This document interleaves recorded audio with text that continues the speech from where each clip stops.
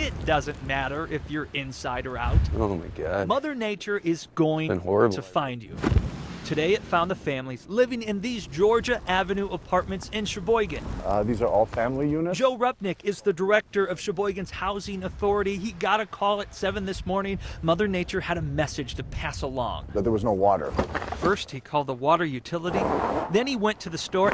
His next stop was dropping off gallons of water to each apartment. It's a huge inconvenience to be without water, and we certainly understand that, and we want people to have that service. Inside, And there was absolutely nothing. Curtis Ward picks up the place, though he can't wash the dishes, and neither he or the plants can take a drink. You know, you're so used to it, you don't even think about turning on a faucet. Yet no pressure. Can't do nothing. A trickle is left in the hot water heater. It's another mean trick played on the innocent, and it's a shame to think we're used to it, almost pessimistic at this point. This weather's just nuts. I'm glad I just had off this week. Residents are hoping to find solace, and soon.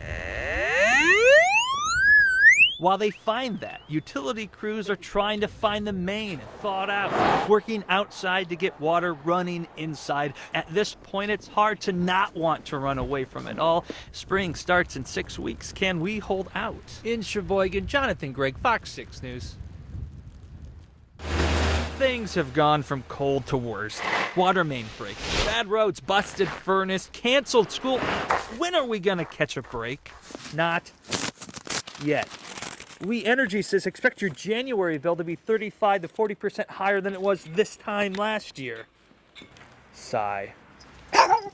It's the coldest winter yet since Marlene Haro moved back to Milwaukee from California. It's been very, very chilling, you know, especially with the temperature dipping well below 5 below, 10 below, 20 below. She's not used to the cold. Come on, come on. Either are they.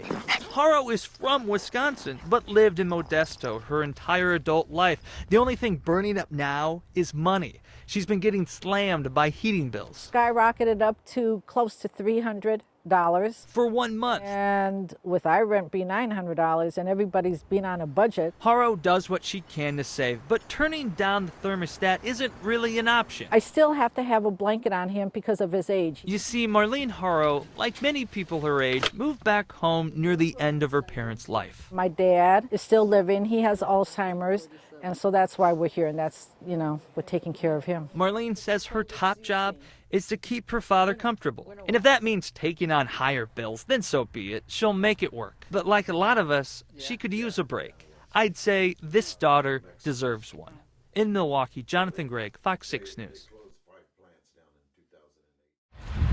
In a place where history lives, Getting cold? Donald Shepard is alone. No one but himself to wander through Kenosha's warm and rich past. This Jeffrey is a 1917 Jeffrey. Though the entire building Feels like your hand could freeze on that. is cold to the touch. So it's pretty cold. When Shepard came in last Wednesday, the furnace was dead. History. The temperature was falling. He had to close. I've had to shut down because we cannot have, as a safety factor, people walking through the museum. The History Center is visited by hundreds of Kenosha students each week, but they are shut out. Another lesson from a relentless winter. So how cold is it? Well, it's 16 degrees outside, a balmy 34 degrees inside. Bad conditions for Kenosha's first car. Fair weathered car because you would not use it in bad weather or in inclement weather itself. You mean like what we're Experiencing today, that's right. A new furnace is being built and shipped From New York. So we are paying premium to have them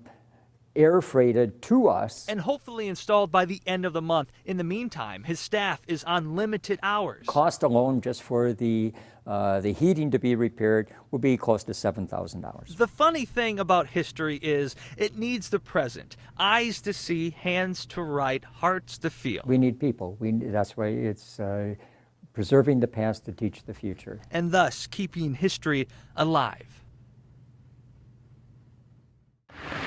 The signs on North Avenue are everywhere. And I didn't know it was there. Not the ones that tell us where we're going, but the ones that show us who's already been here. There's one hubcap there. There's two hubcaps over here.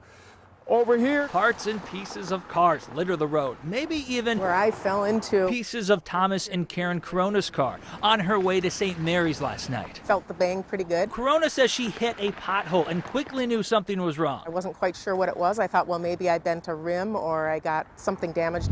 She limped her car to St. Mary's Right here. and called her husband. All he had to do was follow the trail. Power steering fluid is empty. The couple will have to tow the car and fix the leak. Today, they got in touch with the city thinking it should be on the hook for the repair bill, instead finding out not so much. They're no longer liable for any damages done, so I wouldn't get reimbursed. Milwaukee City Attorney Office says city taxpayers are not liable for damages caused by potholes because of a change in state statutes that the city believes clearly eliminates governmental liability for road defects. Whatever liability a city had for pothole damage was wiped away with Wisconsin Act 132. Lost 3.5 hours of work to come because the city neglects to take care of their roads. Today, North Avenue was patched. Still too late for this couple.